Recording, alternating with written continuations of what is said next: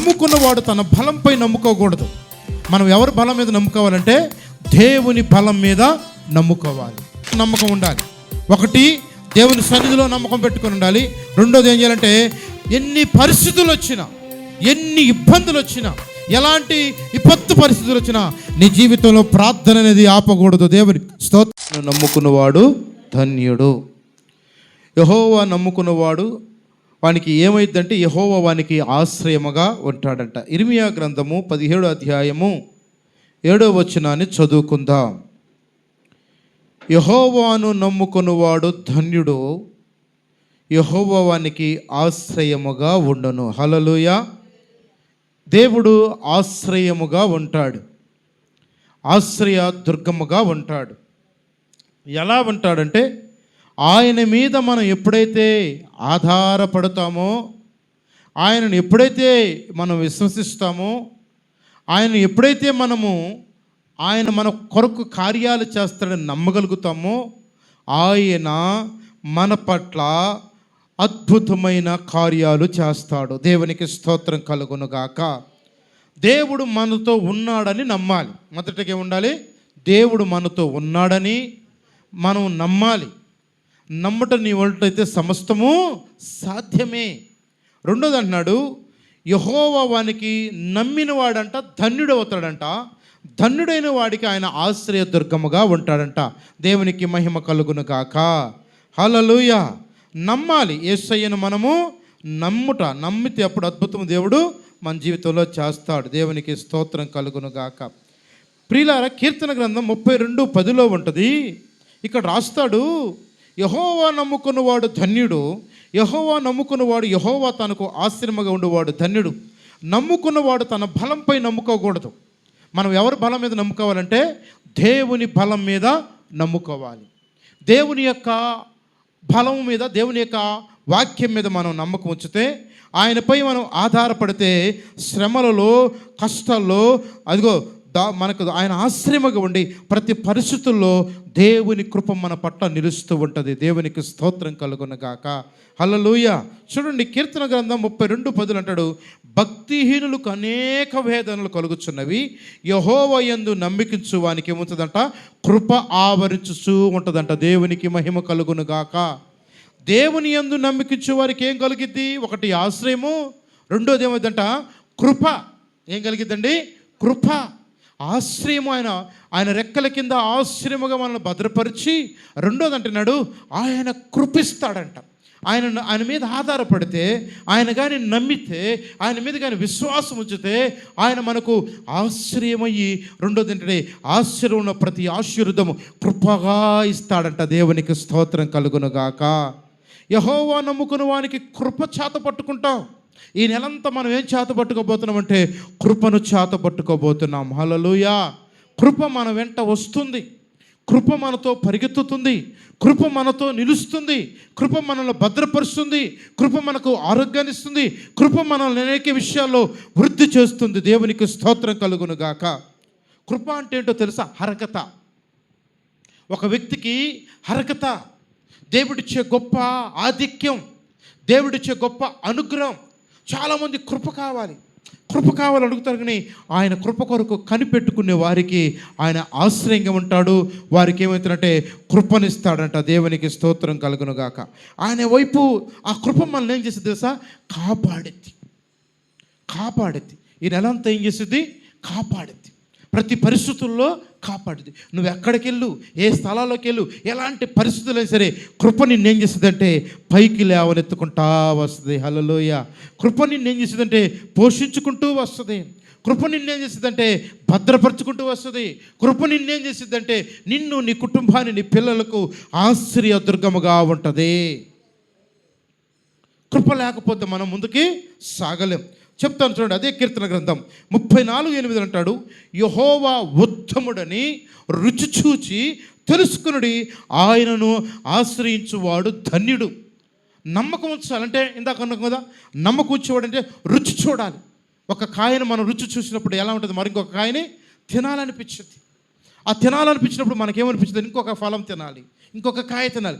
దేవుని వాక్యం మీద కూడా మనం విశ్వాసం ఉంచినప్పుడు, దేవుని మీద మనం నమ్మకం వచ్చినప్పుడు, దేవుడు కార్యాలు మన పట్ల చేస్తున్నప్పుడు మనకేమైందంటే మరొక విశ్వాసంలోనికి అడుగు పెడతాం, విశ్వాస జీవితంలోనికి కొనసాగించబడతాం, విశ్వాస జీవితంలోనికి ముందుకు సాగిపోయే వ్యక్తులుగా మనం నిలబడతాం. దేవునికి స్తోత్రం కలుగును గాక. ఇక్కడ ఆలోచన, యెహోవా ఎంత మంచివాడు, ఆయన ఎంత ఉన్నతమైన వాడు, ఎంత ఉద్దేశం కలిగిన వాడు, మన పట్ల ఎంత గొప్ప కార్యాలు చేయవాడంటే, రుచి చూడని నా కార్యాలు. చాలామందికి ఆయన కార్యాలు రుచి చూడలేరు, చాలామందికి ఆయన యొక్క కార్యాలు అనుభవించలేరు, చాలామంది ఆయన యొక్క కార్యాలు సరిచూసుకోలేకపోతారు. అందుకనే రుచి ఎరగకనే కొంతమంది దాన్ని ఏం చేస్తారంటే తిరస్కరిస్తూ ఉంటారు. కనుక ప్రియ దేవుని బిడ్డారా, యెహోవా ఎంత మంచివాడు, రుచి చూసి తెలుసుకోండి, ఆయన యందు ఆశ్రయించి పొందువాడు ధన్యుడు. హల్లెలూయా, హల్లెలూయా. మంచివాడు దేవుడు, కేవలం వినివాడు కాదు, అనుభవించడానికి దేవుడు తన మంచితనాన్ని మనకు పంచి ఇస్తున్నాడు. ఎంత దేవుడు చెప్ప, యెహోవాను ఆశ్రయించే వారికి ఏముంటుందంట, ధన్యుడంట. యెహోవాను ఆశ్రయించే వాడికి ఏమవుతాడంట, ధన్యుడు అవుతాడంట. రెండోది, వాడికి ఏమైందంటే ఆశ్రయంగా ఉంటాడంట. ఆయన మీద ఆధారపడ్డ వ్యక్తికి ఆయన ఏమవుతాడంటే ఆశ్రయంగా ఉంటాడంట. ఆశ్రయంగా ఉన్న వ్యక్తికి ఏమైందంటే కృపను కలుగు చేస్తాడంట. కృప ఏంటంటే నువ్వు రుచి చూస్తూ వెళ్తావు. దేవునికి స్తోత్రం కలుగును గాక. మూడో మాట అంటాడు, కొన్ని విషయాలు మీకు చెప్తాను. యెహోవాను, కీర్తన గ్రంథం 37:4-5 యెహోవాను బట్టి సంతోషించము, ఆయన నీ హృదయ వాంఛలు తీర్చును. గుర్తుపెట్టుకోండి, యెహోవాను బట్టి సంతోషించుము, ఆయన నీ హృదయ వాంఛలను తీర్చును. నీ మార్గములు యెహోవాకు అప్పగింపుము, నీవు ఆయనకు నమ్ముకొనుము, ఆయన నీ కార్యములన్నిటినీ నెరవేరుస్తాడు. ఎలా నెరవేరుస్తాడో చూడండి. ఆయన్ని నమ్ముకుంటే, ఆయనకు మనదంతా ఆయనకు అప్పగించుకుంటే, మన బాధ్యతనంతా ఆయన అప్పగించుకుంటే, దేవుడు మన పట్ల ఏం చేస్తారంటే మన మార్గాలన్నీ ఆయనకు అప్పగించుకుంటే మన మార్గాలన్నిటిని సరళము చేసే దేవుడై ఉన్నాడు. హల్లెలూయా, హల్లెలూయా. ఏ పరిస్థితులైనా సరే ఆయనకు మనం అప్పగించుకుంటే అండి, అప్పగించుకున్న వారికి ఆయన ఆదరించే దేవుడు. మనలో అంటున్నాడు చూడండి, ఇదిగో యెహోవాను బట్టి సంతోషించుము, ఆయన నీ హృదయ వాంఛలను తీర్చును. నాకు అది లేదు ఇది లేదని బాధపడే కంటే నీ భారము దేవుని మీద మోపి, యేసయ్యా నాకు ఫలాంది లేదు ప్రభు అని ఆయన మీదగా నువ్వు మోపితే నీ భారమంతా ఆయన తీరుస్తాడు. హల్లెలూయా. నీ హృదయ వాంఛలను ఆయన దేవుడు తీరుస్తాడు. మరొక మాట మీకు నేను జ్ఞాపకం చేసి కొంతమంది వ్యక్తులను మీకు జ్ఞాపకం చేస్తాను. కీర్తన గ్రంథం 44 అంటాడు, గర్విష్ఠుల త్రోవ విడిచి అబద్ధము తట్టు తిరుగువారు వారివై ఉన్నారు, లక్ష్య పెట్టక ఉన్నారు, యెహోవాను నమ్ముకున్నవాడు ధన్యుడు. గర్వం ఇక్కడ మరలా అంటాడు, సామెతల గ్రంథం 16:20 ఉపదేశముకు చెవి ఎగ్గువాడు మేలు నొందును. హల్లెలూయా. అంటే ఈరోజు చెప్పే మాటను వినేవాడు ఏమంటాడంట, మేలు పొందుతాడు. ఈ వాక్యాన్ని నమ్మినవాడు మేలు పొందుతాడు. ఈ మాటలు వింటున్నవాడు మేలు పొందుతాడు. ఈ మాటల ద్వారా జీవించేవాడు మేలు పొందుతాడు. యెహోవాను ఆశ్రయించేవాడు ధన్యుడు. యెహోవాను నమ్ముకున్నవాడు ధన్యుడు. అంటే నమ్మకం కలిగి ఉండాలి, విధేయత కలిగి ఉండాలి, జ్ఞానంగా జీవించాలి. ఇదిగో జ్ఞానంతో నడిచిన జీవితం ఫలభరితంగా మార్చుకోవాలి. అయితే ఇప్పుడు మీకు నలుగురిని చెప్పి నేను ముందుకు కొనసాగిపోతాను. యెహోవాను నమ్ముకున్నవాడు ఏమవుతాడంట, ధన్యుడు. యెహోవా వారికి ఏమవుతాడంట, ఆశ్రయంగా ఉంటాడంట. బైబిల్ గ్రంథంలో ఒక ఆయనకి 2 భార్యలు ఉన్నారు. ఆయన పేరు ఎల్కానా, ఒక ఆమె పేరు హన్నా. హన్నాకు పిల్లలు లేరు, పెనిన్నాకు పిల్లలు ఉన్నారు. ఇక్కడ ఒక అద్భుతమైన విషయం ఏంటంటే, ఎల్కానా తన భార్యను చాలా బాగా చూసుకుంటాడు, హన్నాను బాగా చూసుకుంటాడు. అయితే వాళ్ళిద్దరూ షిలోహులోనికి వెళ్ళారు. షిలోహులోకి వెళ్ళి మందిరంలోకి వెళ్ళినప్పుడు ఆమె పిల్లలేనిదై మొక్కుబడి చెల్లించుకొని వస్తూ ఉన్నారు. ఆ రోజు తన తోడి కోడలో తనను చూసి నవ్విందంట. నవ్వితే తనకు ఒక బాధ కలిగిందంట. దేవుడు నాకు పిల్లలు లేయలేదు అని చెప్పన్నప్పుడు తన భర్త అంటున్నాడు, ఎల్కానా అంటున్నాడు, అమ్మా నీకు పిల్లల కంటే నేను ఎక్కువ వాడిని కాదా? నీ పిల్లల కంటే నీకు పిల్లలు లేకపోతే నీకు ఏదైనా నేను చేయగలిగేవాడిని కదా, నేను చక్కగా నిన్ను చూసుకోగలిగిన వాడిని కదా, నేను ప్రేమిస్తున్నాను కదా, ఇదిగో నాకంటే నీకు పిల్లగాడి, నీకు పుట్టే కుమారుడు ఇంత గొప్పగా చూసుకుంటాడా అని తన భర్త అడుగుతున్నప్పుడు ఆమె ఏం చేసిందంటే, అయ్యా నువ్వు భర్తగా నన్ను ఆదరించవచ్చావు కానీ నాకు దేవుడు నన్ను ఆదరిస్తే అది ఆశీర్వాదకరంగా ఉంటుందయ్యా. అందు దేవునికి స్తోత్రం కలుగునగాక. ఆమె ఎవరి మీద ఆశ్రయించిందంటే, మరలా సంవత్సరం వెళ్ళింది, మందిరంలోకి వెళ్ళింది, దేవుని సన్నిధిలో రిక్తురాలు ఏడుస్తుందంట. ఏడుస్తూ యెహోవాను నమ్ముకుందంట. అయ్యా, మా ఆయన నన్ను నమ్ముకోమంటున్నాడు, మా ఆయన నేనున్నానంటున్నాడు, మా ఆయన నేనే నీకు చాలు అంటున్నాడు యేసయ్య. కనుక మా ఆయన నాకు అవసరమా? ఇదిగో నువ్విచ్చే ఫలము గొప్పదా అని ఆలోచన చేసి దేవుని సన్నిధిలో అన్న ప్రార్థన చేసినప్పుడు, ఆ దేవుని సన్నిధిలో అంట ప్రియులారా, అన్నాతో దేవుడు ఏం మాట్లాడాడంటే, ఇదిగో నీ భర్త మాట కంటే నా మాట గొప్పదయ్యున్నది. హల్లెలూయా, హల్లెలూయా. అన్న పిల్లల కోసం వేదన పడుతూ ఉంది. భర్త అంటున్నాడు, నీకు పిల్లలు లేకపోయినా నేనున్నాను, నువ్వు పర్వాలేదు, నువ్వు బాధపడాల్సిన పనే లేదు అన్న, నీకు కావాల్సినంత నేను చూసుకుంటాను, నీకు వృద్ధాప్యం వచ్చినా నేను చూసుకుంటాను, ఒకవేళ నీకు బాగలేక మంచం ఎక్కినా ఆ మంచంలో కూడా నేనే చూసుకుంటాను అంటే అన్నకు నమ్మకం కలగల. మనుషుని నమ్మడానికి ఎంత మాత్రం మనము కాము. ప్రైజ్ ది లార్డ్, హల్లెలూయా. మనుషులు నమ్మకూడదు. అందుకని అన్న ఏం చేసిందంటే, దేవుని సన్నిధికి వెళ్ళి దేవుని సన్నిధిలో ప్రార్థన చేస్తుంది. ఏమని ప్రార్థన చేస్తుంది? యెహోవాను నమ్ముకున్నవాడు ధన్యుడు, యెహోవాను ఆశ్రయించువాడు ధన్యుడు, యెహోవా యందు నమ్మికించువాడు కార్యాలు చూస్తాడు, యెహోవాను ఆనుకున్నవాడు ఆయన ఆశ్రయదుర్గముగా ఉంటాడు అని నమ్మి దేవుని సన్నిధిలో మొర్ర పెడుతూ ఉందంట. మొర్ర పెడుతుంటే ఆమెకు రానే వచ్చింది వాగ్దానం. అన్నా, మీదటికి ఋతువులో నీవు కుమారుని కనుదు అన్నాడు. దేవునికి స్తోత్రం కలుగునుగాక. అంటే దేవుని ఇచ్చిన ఆదరణ వాగ్దానం ఏమైపోయిందంటే, అన్న యొక్క భారాన్ని, బరువును, హృదయంలో యొక్క భారాన్ని తేలికపరిచి సంతోషాన్ని కలుగు చేసింది. అంటే ఒక మనిషి ద్వారా జరగని సంతోషం, కట్టుకున్న భర్త ద్వారా జరగని సంతోషం దేవుడు తన జీవితంలో తన వాక్యం ద్వారా మాట్లాడినప్పుడు అన్నకి ఏమైపోయిందంటే కొండంత బలం వచ్చింది. హల్లెలూయా. గుండెలో భారం అంతా తొలగిపోయింది, తన గుండెలో వేదన అంతా తొలగిపోయింది, తన రాతి గుండె మార్చబడింది, మాంసం గుండెగా మార్చబడింది. దేవుని సన్నిధిలో ఒక తీర్మానం తీసుకుంది. ఏమని తీర్మానం తీసుకుందండి అంటే, ఇదిగో ప్రభు, నాకు కానీ నువ్వు కుమారుని ఇస్తే వాడికి ఎన్నటికి నేను క్షౌరమును పెట్టను, వాడిని నీకే సమర్పించుకుంటానంది. దేవునికి స్తోత్రం కలుగునుగాక. అన్న సంతానం లేక బాధపడినా మనుషుల మీద కాదు కానీ యెహోవా మీద నమ్మకం పెట్టుకుంది. ఎవరి మీద నమ్మకం పెట్టుకుంది? యెహోవా మీదనే నమ్మకం పెట్టుకుంది. ఆమె హృదయములో దేవాలయంగా తన కన్నీరును మార్చుకుంది. తన హృదయమే దేవాలయంగా చేసుకుంది.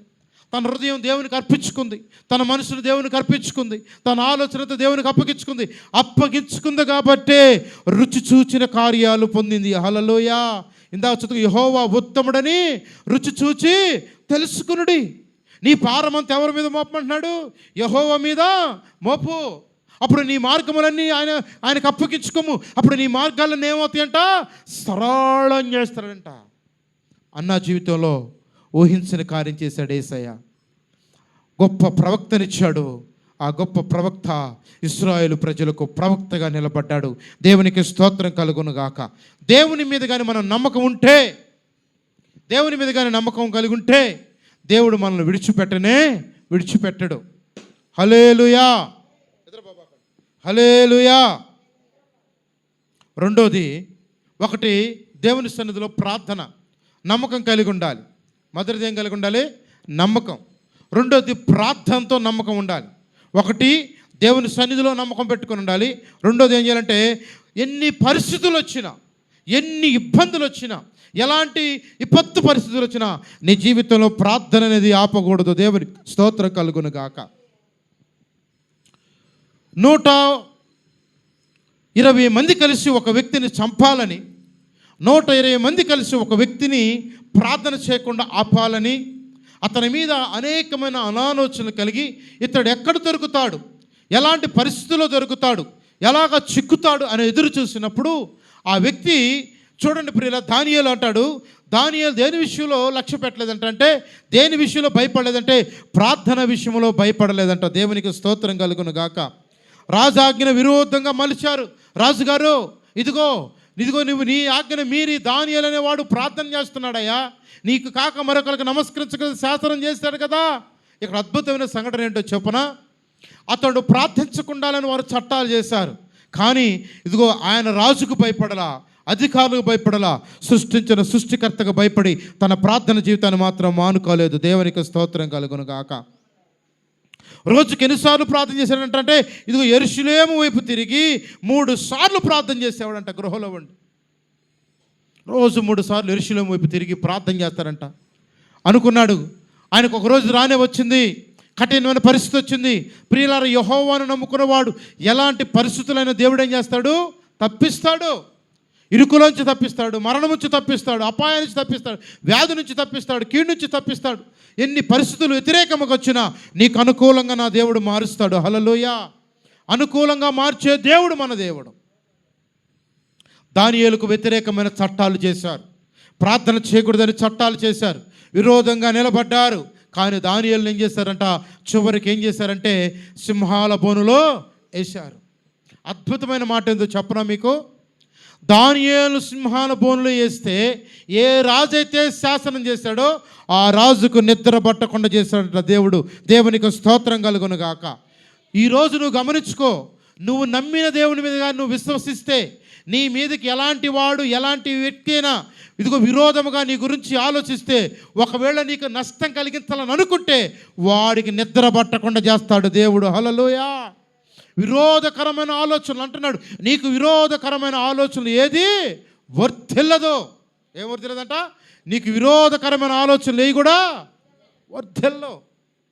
ఎప్పుడు నువ్వు యెహోవాను నమ్ముకున్నప్పుడు, యెహోవా మీద ఆధారపడ్డప్పుడు, యెహోవా మీద నీ పనులు భారం మోపినప్పుడు, యెహోవా నాకు ఉత్తమమైన కార్యాలు చేస్తాడని నమ్మినప్పుడు, నీవు మరణములోకి వచ్చినప్పుడు సింహాల నోర్లు మూపించిన దేవుడు, ఇదిగో ఈ పగటి కాలంలో ఇదిగో ఈ 2 నెలల దేవుడు అంటున్నాడు, సింహాల నోర్లు మూపించిన దేవుడును నీ కొరకు నేను ఎంతటి వారినైనా అనర్చగలిగిన వాడినై ఉన్నాను. కొట్టు చప్పట్ల బిగ్గరగా యేసయ్యకో.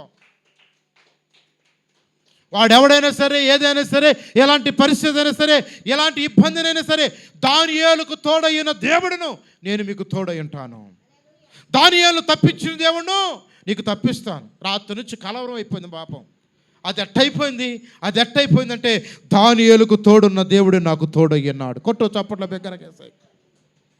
సింహమైన బైబిల్లో ఒక అద్భుతమైన మాట ఉంది. మీరు సింహములను నాగుపాములను ఇదిగో వాటి భుజములను మీ కాళ్ళతో అనగా త్రొక్కెదరు. ఏ అధికారం ఇచ్చాడు తెలుసా దేవుడు? మీకు దెయ్యముల మీద అధికారం మీద, రోగముల మీద, శక్తుల మీద మనకేమిచ్చాడంట దేవుడు? అధికారాన్ని ఇచ్చాడంట. అధికారం కలుగు దేవుడు మనకుంటే మనం భయపడాల్సిన పని ఏంటి? హల్లెలూయా. భయపడ్డావా నీకు ఉరొచ్చిద్ది. భయపడే వారికి ఉరొచ్చిద్దంట. ఏమొచ్చింది? భయపడేవాడు ఏం చేస్తాడు? ఆత్మహత్య చేసుకుంటాడు. భయపడేవాడు గుండెకి చస్తాడు. భయపడేవాడు ముందు దాకా చస్తాడు. భయపడేవాడు పోయి రైలు కింద పడి చస్తాడు. కింద పడి భయపడేవాడు పోయి ఉరేసుకొని చస్తాడు. రకరకాలుగా చస్తాడు. మనం భయపడే కింద కాడి కింద లేము, భయపెట్టి కాడి కింద ఉన్నాం. చప్పడ కొట్టండి యేసయ్యకి. శత్రువును భయపెట్టి ఆయన రక్తపు రెక్కలకి నీడ కింద ఉన్నాం. ఆయన ఆశ్రయం కింద ఉన్నాం. ఆయన ఆశ్రయ దుర్గమాగా ఉన్నాడు కనుక మనల్ని ఏది కదల్చలేదు, ఏమి చేయలేదు. దేవునికి స్తోత్రం కలుగును గాక. దానియేలును కదిలించాలని చూశారు, దానియేలును కలవరం పెట్టాలని చూశారు, దానియేలును ఇబ్బంది పెట్టాలని చూశారు, దానియేలును చంపాలని చూశారు. కానీ దానియేలుకు విరోధంగా చట్టాలు చేశారు. కానీ దానియేలు దేవుడు మాత్రం ఆయనకు విరోధంగా మాట్లాడాల, దానియేలుకు అనుకూలంగా ఉన్నాడు. దేవునికి స్తోత్రం కలుగును గాక. అద్భుతం ఏంటో చెప్పనా? సింహాలంట దానియేలు పొలంలో వేసినప్పుడు అంట, సింహాలంట కొన్ని నెలలుగా వాటికి భోజనం పెట్టలేదంట. కొన్ని నెలలుగా భోజనం పెట్టలేదంట. వాటికి భోజనం పెట్టకుండా ఒక్కసారిగా ఆ గృహలో దానియేలు పడేస్తే అనుకునేంట ఎముకలు కూడా లేకుండా తింటాయి అనుకున్నారంట శత్రువులో. అద్భుతమైన విషయం తెలుసా? దానియేలేమో చక్కగా కూర్చున్నాడంట. సింహాలు దానియేలు కాపలా కాసింట. కొట్టో చప్పట్ల బిగ్గరగా యేసయ్యకి. సింహాలు దానియేలుకు కాపలా కాసినాయి అంట. నోర్లు మూపించాడు. దానియేలు చూసి 2 చేతులు ఎట్టడం నమస్కరించినాయి అంట సింహాలు. హలో, చట్టం మార్చగల దేవుడు. ఇదిగో నోరు లేని జీవానైనా మార్చగల దేవుడు. ఇదిగో ఈ మనుష్యుని యొక్క లేఖనాన్ని నా దేవుడు మార్చలేడా? మార్చగలదు. ఎప్పుడు యెహోవాను నమ్ముకున్న వాడు ధన్యుడు, వానికి దేవుడు ఆశ్రయముగా ఉంటాడు. హల్లెలూయా, హల్లెలూయా. దానియేలుపై చట్టాలు తెచ్చారు, సింహాల గృహాలు వేశారు. కానీ రక్షించిన వాడు ఎవరంట? దేవుడు. హల్లెలూయా. రెండోది, దానియేలుకి ఎలాగ దేవుడు తోడున్నాడు, ఈ నెలంతా నీ జీవితంలో కూడా దేవుడు తోడై ఉంటాడు. నా జీవితంలో దేవుడు తోడై ఉంటాడండి. యెహోవాను ఆశ్రయించేవాడు ఏమంట? ధన్యుడు. చెప్పండి, యెహోవాను ఆశ్రయించేవాడు ధన్యుడు. యెహోవాను ఆశ్రయించేవాడికి ఏమవుతాడంట? ఆయన ఆశ్రయ దుర్గముగా ఉంటాడంట. యెహోవాను నమ్ముకున్నవాడు ధన్యుడు. ఈ నెల ఎవరిని నమ్మాలి నువ్వు? దేని నమ్మాలి నువ్వు? ఏ విషయంలో నమ్మాలి? ప్రతి విషయంలో నువ్వు దేవుని కానీ నమ్మితే నీవు ధన్యుడువు, ధన్యురాలుగా మార్చబడి ఆయన నీకు ఆశ్రయదుర్గమండి. ఆపత్కాలములో అవసరాలన్నిటిని తీరుస్తూ, శత్రువులను పడగొడుతూ, మిత్రులుగా మారుస్తూ నీకు ముందుకు సాగిపోయే యూదా గోత్రమైన సింహము నీ ముందు నడవబోతుంది. హల్లెలూయా. మూడోది, నువ్వు ఎలాగుండాలి తెలుసా? ఆయన నీకు ఆశ్రయంగా ఉంటే నువ్వు ఎలాగుండాలి? భయంతో ఉండాలా? కలవరంతో ఉండాలా? ఏమి లేదు జరిగిపోతుంది అనుకోవాలా? దావీదు ఎలాగొచ్చాడంటే, దావీదుని ఎవరు ప్రోత్సహించలా. దావీదుని యుద్ధ భూమిలోకి వచ్చినప్పుడు, శత్రువు సవాలు విసురుతున్నప్పుడు దావీదుకు రోషం పుట్టిందంట. ఏం రోషం? జీవము గల దేవుని సైన్యాన్ని తిరస్కరించుటకు సున్నతి లేని ఈ ఫిలిష్తీయుడు ఎంత. నీలో ఎప్పుడైతే ఆ మంట, ఆ రోషం కలిగిద్దో, శత్రువు నీ ముందు ఓటముకు పాలవుతాడు. చప్పట్లు కొట్టండి యేసయ్యకి. నీలో ఆ రోషం, ఆ శాసం లేనప్పుడు నువ్వెన్నటికి నువ్వు శత్రువుని జయించలేవు, దేన్ని జయించలేవు, ఓడిపోతానే ఉంటావు. మరలా దేవుడు ఉన్నాడని అనుకుంటావు, దేవుడు నాకు తోడుండు అనుకుంటావు, కానీ శత్రువుని మాత్రం ఎంత మాత్రం జయించలేవు. ఎందుకో తెలుసా? చుట్టూరు ఎవరున్నారంట?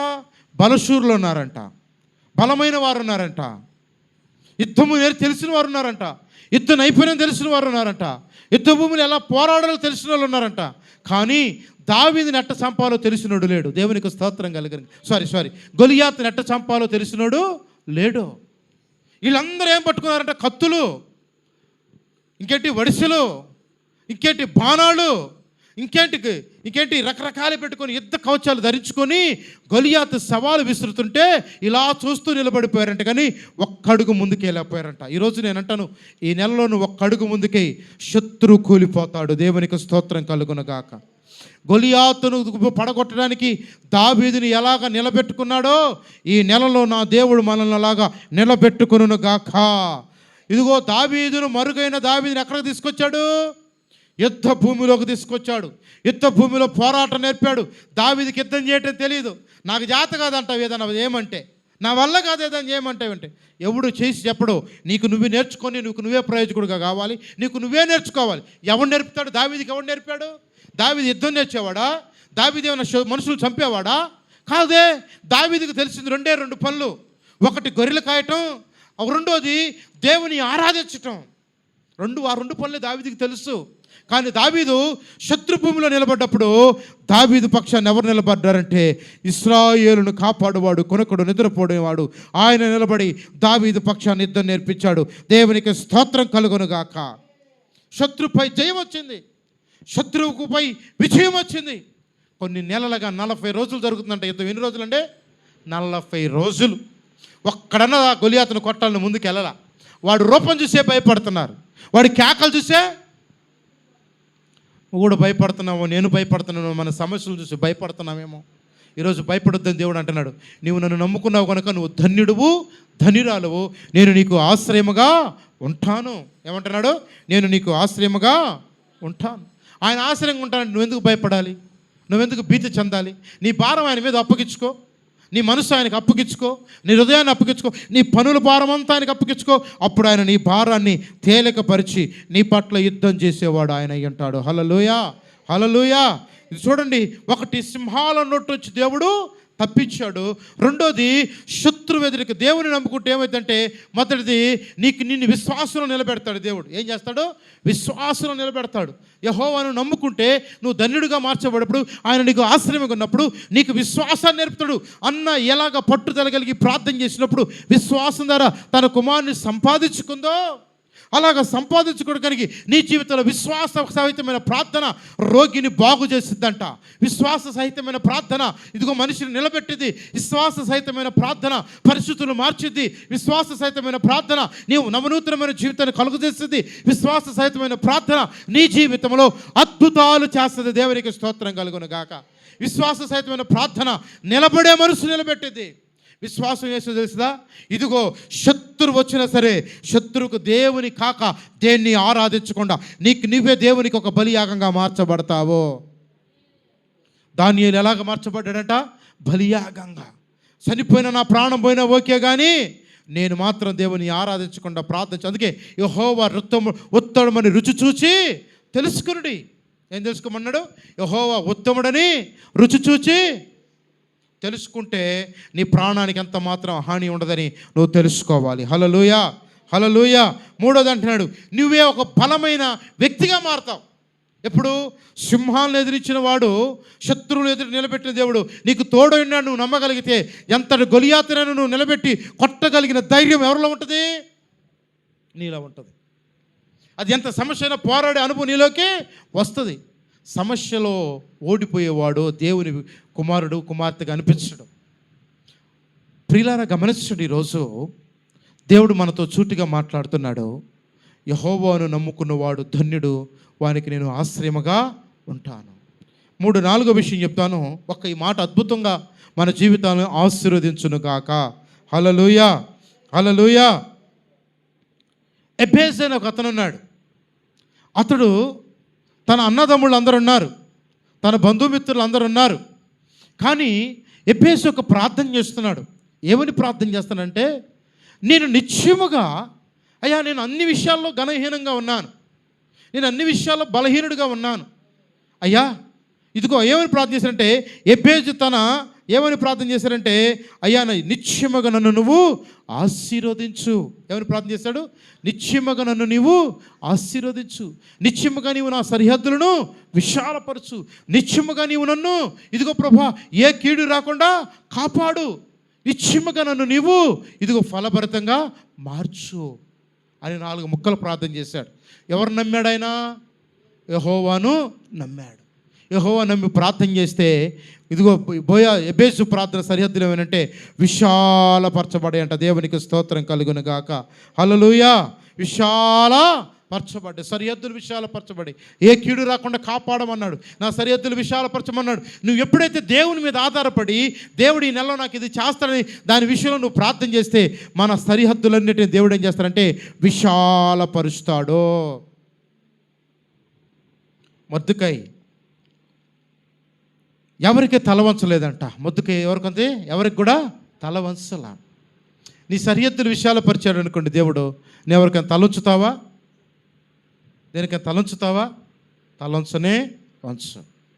కానీ ఈరోజు ప్రభు మనతో అంటున్నాడు, యెహోవాను ఆశ్రయించువాడు ధన్యుడు. చెప్పండి, యెహోవాను ఆశ్రయించువాడు ధన్యుడు. ఉత్తముడు యెహోవా మంచివారికి మేలు చేస్తాడు. కనుక ఈ నెలలో దేవుడు మనతో కొద్దిసేపే వాక్యాన్ని లేఖనం నేను మీకు తెలియపరుస్తున్నాను. ఆయన ఉపదేశములకు చెవి ఎక్కువాడేమంట మేలు నొందుతాడంట. ఏం చేస్తాడంట? ఈరోజు చెప్పే మాటలు, ఇదిగో అయ్యా ఎవరెవరిని అన్నాను జ్ఞాపకం చేసుకున్నావు, ఇదిగో తర్వాత దానియేలు జ్ఞాపకం చేసుకున్నావు, 3వది వచ్చేసరికి దావీదుని జ్ఞాపకం చేసుకున్నావు, 4వది వచ్చేసరికి ఎబేజుని జ్ఞాపకం చేసుకున్నావు.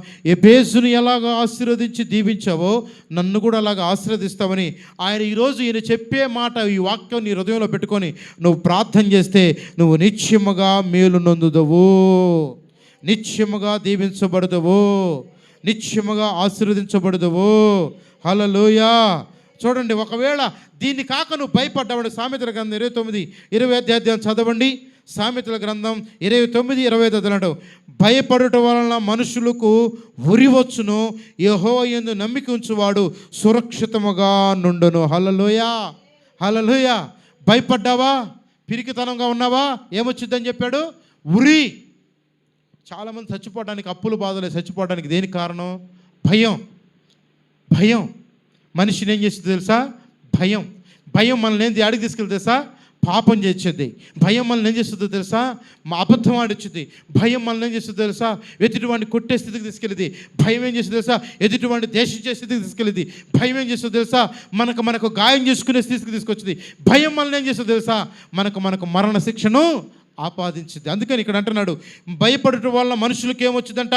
ఉరి వచ్చును. యెహోవా యందు నమ్మికించువాడు సురక్షితముగా ఉండును. హల్లెలూయా. అంటే ఇక్కడ ఏమన్నాడు? మనుషులకు భయము, యెహోవా నమ్ముకున్నవాడు రక్షింపబడతాడు.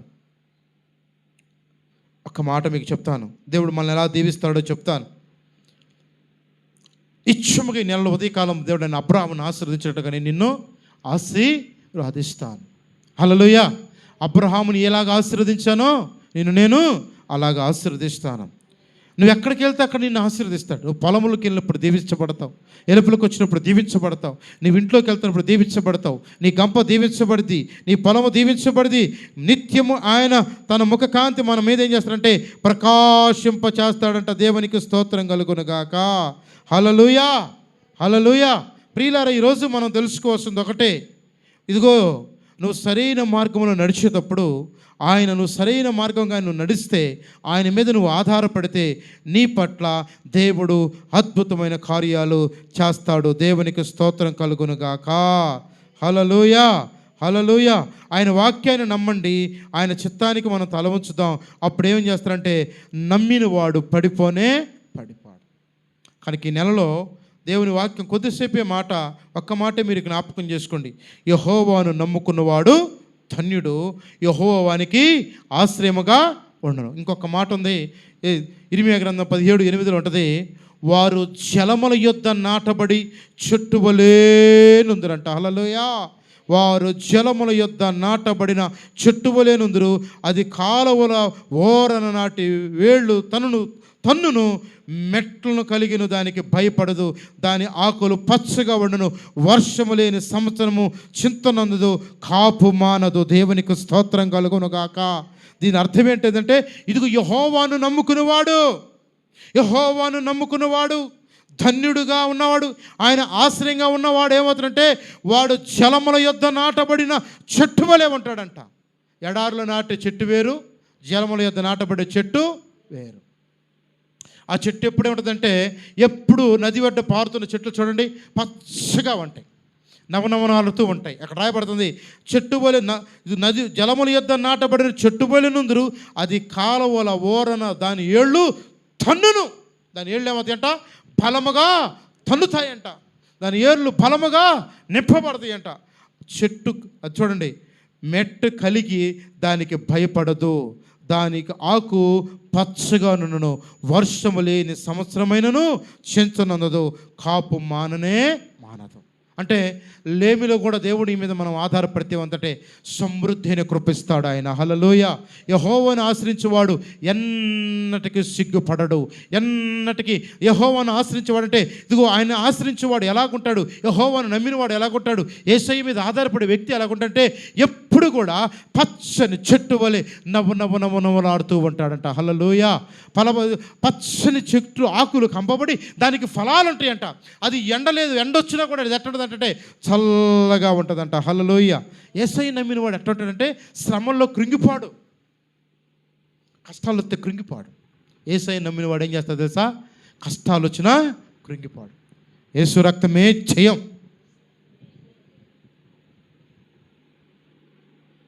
శ్రమ వచ్చింది అన్న ఎక్కడ పోయి ప్రార్థన చేసింది? దేవుని సన్నిధిలో ప్రార్థన చేసింది. అన్నకేమొచ్చింది?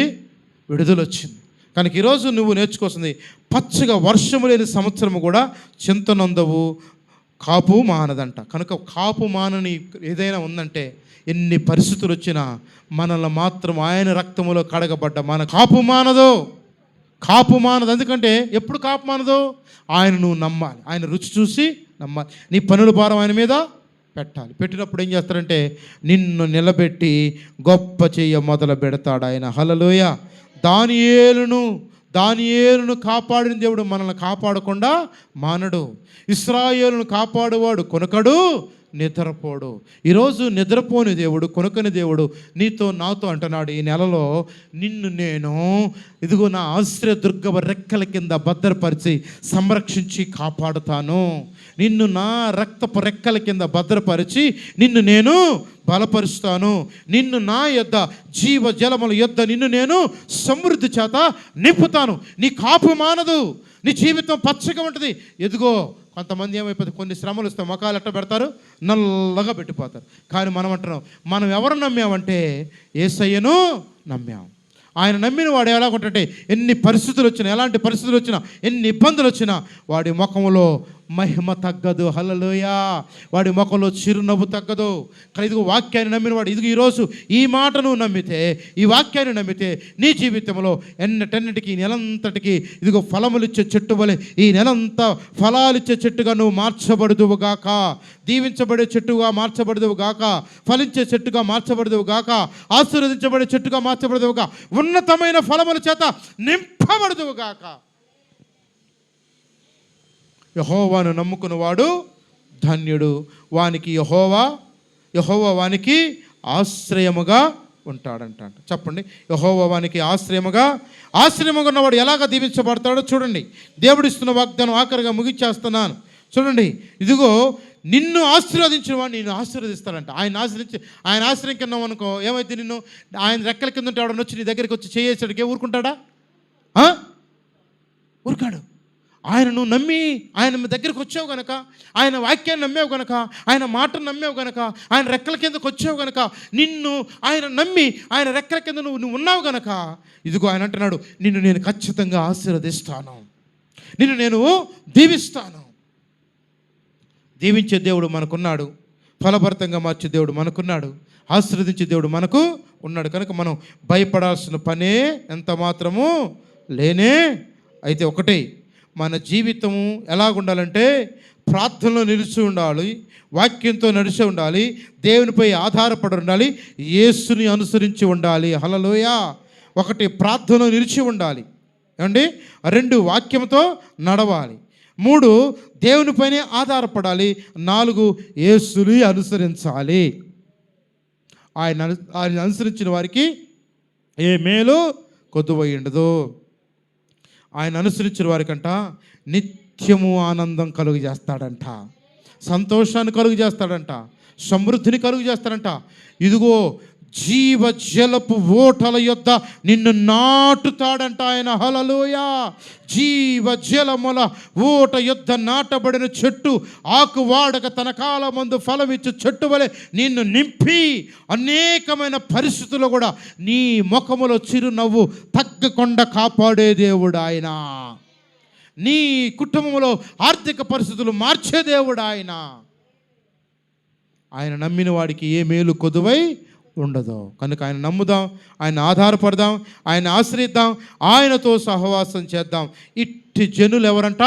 ధన్యులు. యెహోవాను నమ్ముకున్నవారు ధన్యులు. యెహోవా వారికి ఆశ్రయముగా ఉండును. కనుక మనం ప్రియులారా గమనించండి. కనుక బయలుకు చూడండి, ఇక్కడ ఒక్క మాట చెప్పి మనం ముగించేసుకుందాం. దేవుని వాక్యం అంటది, ఆయన మీద నువ్వు నమ్మిక ఉంచుకోను, అప్పుడు నువ్వు ధన్యుడిగా ఆయన మీదనే ఆశ పెట్టుకో. మనుషుల మీద ఆశ పెట్టుకోవద్దు, దేని మీద నువ్వు ఆశపడద్దు, కానీ దేవుని మీద కానీ ఆశ పెట్టి ఆధారపడితే నీ జీవితం, నా జీవితం అద్భుతంగా మారుస్తాడు. మాకు